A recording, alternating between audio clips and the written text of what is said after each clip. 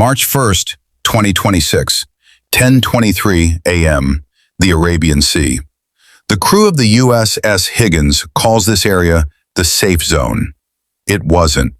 Two Sumar cruise missiles hit the destroyer from an impossible direction, the southwest. The one direction nobody was watching, the one direction nobody expected. I'm Kete Dudu, and today Iran rewrote the rules of naval warfare. But the American response came in 22 minutes. The USS Higgins is an Arleigh Burke class destroyer. Its mission? Shield the USS Theodore Roosevelt, a 100,000-ton aircraft carrier, 75 combat aircraft, 5,000 personnel on board. The single most valuable ship in the entire U.S. Navy. The Higgins had its radar locked northeast, toward Iran. Makes sense, right? Nobody planned for what came next. Iran had secretly developed something nobody saw coming: submarine-launched Sumar cruise missiles. The Sumar, based on the Soviet Kh-55 design, has a range exceeding 2,500 kilometers, built to strike land targets across the Middle East. Nobody expected it to be used against warships at sea.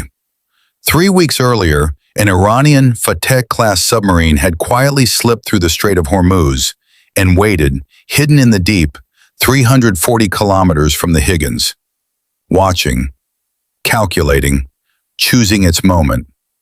10:19 a.m., the submarine rises to launch depth.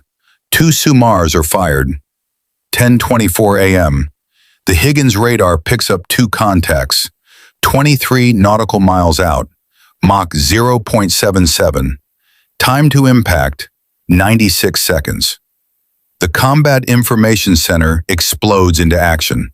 Tactical Action Officer Lieutenant Commander Patricia Vance identifies the threat in an instant. Cruise missiles, low altitude, they're coming from the wrong direction. 4 SM-2 interceptors launch. The first Sumar is destroyed. The second deploys countermeasures, executes a terminal maneuver, dodges the intercept. At 800 meters from the Higgins, premature detonation. The ship survives, but it's wounded. 2 sailors blinded by shattered glass. Long-range communications cut. 4 VLS launch cells damaged. And most critically, the starboard CIWS, the ship's last line of defense, is completely destroyed. The Higgins is still floating, but it's exposed.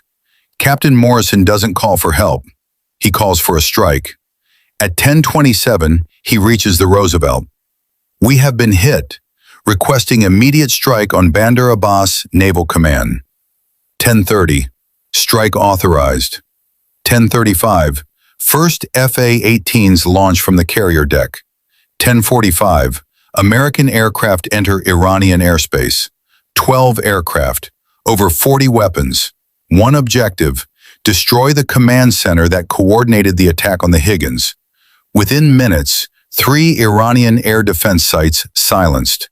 6 fast attack boats sunk in the harbor, and the Bandar Abbas Naval Command Center erased. 24 JDAM bombs, 2,000 pounds each. Surface structures collapsed. Underground bunkers obliterated. Between 60 and 80 Iranian personnel killed, including several senior officers. The submarine that fired those missiles was never found. It vanished into the deep and quietly returned to port weeks later. But its command infrastructure? Gone. Its ability to coordinate future attacks? Destroyed. Iran proved it can strike American warships from unexpected angles, at unexpected distances, using weapons nobody thought would be used this way. America proved something else entirely. No matter where the attack comes from, the response arrives in 22 minutes. That is the real lesson of this day. I'm Kete Dudu. Stay informed, stay vigilant. See you in the next one.